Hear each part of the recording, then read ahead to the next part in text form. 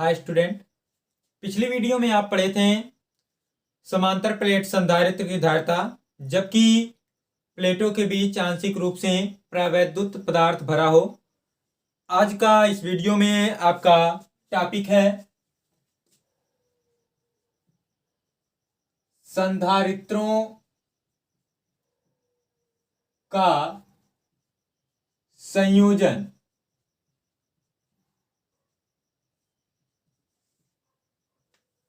तो संधारित्रों को दो प्रकार से संयोजित किया जा सकता है। संधारित्रों को दो प्रकार से संयोजित किया जा सकता है। पहला आपका कैसे श्रेणी क्रम में, मतलब इसको श्रेणी क्रम में जोड़ा जाए, और दूसरा आपका होता है समांतर या पार्श्व क्रम, इन पैरेलल, और ये पहला है इन सीरीज, श्रेणी क्रम में। तो श्रेणी क्रम में ये क्या होता है, इसको कैसे जोड़ेंगे। समांतर प्लेट संधारित्र में दो प्लेटें होती हैं, तो पहले संधारित्र की दूसरी प्लेट को दूसरे संधारित्र के पहले प्लेट से जोड़ते हैं। यही क्रिया आगे करते रहते हैं इस प्रकार से। जैसे ये आपका एक समांतर प्लेट संधारित्र हो गया, इसकी दो प्लेटें। अब इसके इस दूसरे प्लेट को दूसरे संधारित्र के पहले प्लेट से जोड़ देंगे। अब अगर अगला फिर जोड़ना है तो इस दूसरे वाले के दूसरे प्लेट से तीसरे वाले के पहले प्लेट से जोड़ देंगे। मान लेते हैं इसकी धारिता है C1, इसकी C2, इसकी C3। मान लिया तीन संधारित्र जिनकी धारिताएं C1, C2, C3 श्रेणी क्रम में जुड़ी हैं। जब इस C1 की पहली प्लेट को, ये C1 है, इसकी पहली प्लेट को प्लस Q आवेश दिया जाता है, तो प्रेरण के कारण C1 की दूसरी प्लेट के भीतरी सतह पर माइनस Q आवेश प्रेरित हो जाता है, और इसका स्वतंत्र आवेश इस प्लेट C2 यानी कि प्लस Q इस C2 पर आ जाता है। फिर वही चीज यहां पर माइनस Q प्रेरित होगा और यहां पर चला आएगा, और यहां माइनस Q, और इसको आप यहां अर्थ से जोड़ दे रहे हैं। ये बिंदु मान लेते हैं B हो गया, ये आपका है पृथ्वी, अर्थ दे दिए। तो मान लिया तीन संधारित्र हैं जिनकी धारिताएं C1, C2 और C3 हैं, श्रेणी क्रम में चित्रानुसार जुड़ी हैं। जब पहले संधारित्र C1 की पहली प्लेट को प्लस Q आवेश दिया जाता है, तो प्रेरण के कारण C1 की दूसरी प्लेट के भीतरी सतह पर माइनस Q आवेश प्रेरित हो जाता है, और उसका स्वतंत्र आवेश C2 के पहली प्लेट पर चला जाता है या C2 को चला जाता है। यही क्रिया आगे होती रहती है। यदि संधारित्रों के प्लेटों के विभवांतर क्रमशः, इसका जो विभवांतर हो ये हो V1, इसके प्लेटों का विभवांतर V2, इसके प्लेटों का विभवांतर V3 हो, तब आपका जो मान लीजिए टोटल जो विभव लगाया गया वह है V। तो V इज इक्वल आपका होगा V1 plus V2 plus V3, परंतु V इज इक्वल आपका होता है Q बाई C। तो इसलिए V1 is equal Q by C1, V2 is equal Q by C2, और V3 is equal Q upon C3। तो यहां से अब इसका मान रख सकते हैं, इसमें रखेंगे तो आपका आएगा Q by C is equal Q upon C1 plus Q upon C2 plus Q upon C3। तो Q upon C is equal, यहाँ पूरे में क्यू कॉमन है तो आपका बचेगा 1 अपान C1 प्लस 1 अपान C2 प्लस 1 अपान C3। तो ये क्यू से क्यू कैंसिल हो गया, तो आपका आया 1 अपान C is equal 1 upon C1 plus 1 upon C2 plus 1 upon C3। अब यहां देखिए, इससे स्पष्ट है कि श्रेणी क्रम में जुड़े संधारित्रों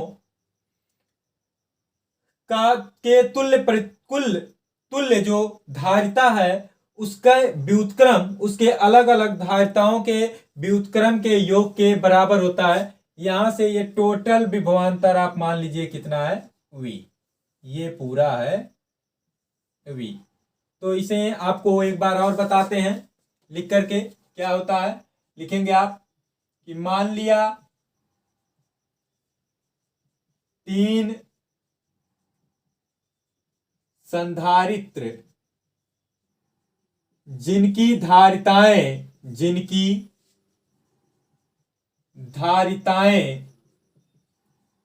C1 C2 तथा C3 है, श्रेणी क्रम में चित्रानुसार, मतलब कि चित्र में यहां दिखाया गया चित्रानुसार जुड़ी। जब विद्युत स्रोत द्वारा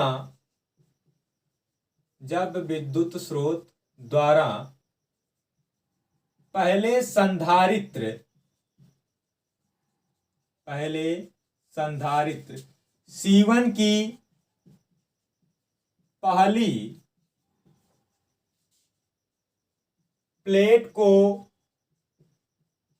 प्लस क्यू आवेश दिया जाता है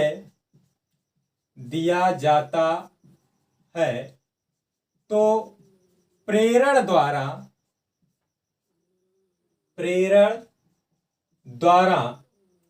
C1 के दूसरी प्लेट के भीतरी सतह पर माइनस क्यू आवेश प्रेरित हो जाता है और उसका स्वतंत्र आवेश प्लस क्यू C2 को, मतलब जो दूसरा वाला संधारित्र C2 को चला जाता है। यही क्रिया आगे होती है। यदि संधारित्रों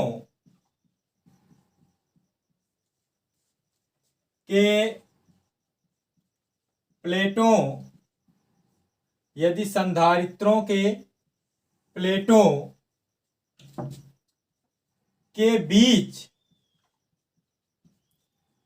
विभवांतर V1 V2 तथा V3 हो, तब जब ये होगा तब आपका यहाँ पर ये पहले ही बता दिए कि V is equal V1 plus V2 plus V3, परंतु V इज इक्वल आपका होता है Q बाई C। तो V1 is equal Q upon C1, V2 Q by C2 और V3 Q बाई C3। तो यह मान यहाँ पर रखा गया तो आपका आया Q by C is equal Q by C1 plus Q by C2 plus Q by C3। यहाँ क्यू कॉमन लिया गया तो इधर क्यू बाई सी, इधर क्यू कॉमन लिया गया तो 1/C1 प्लस 1/C2 और ये 1/C3, क्यू से क्यू कैंसिल हो गया तो आपका आया 1/C equal 1/C1 plus 1/C2 plus 1/C3। इससे स्पष्ट है, आपको अभी बताएं पहले ही, इससे स्पष्ट है कि श्रेणी क्रम में जुड़े संधारित्रों की तुल्यधारिता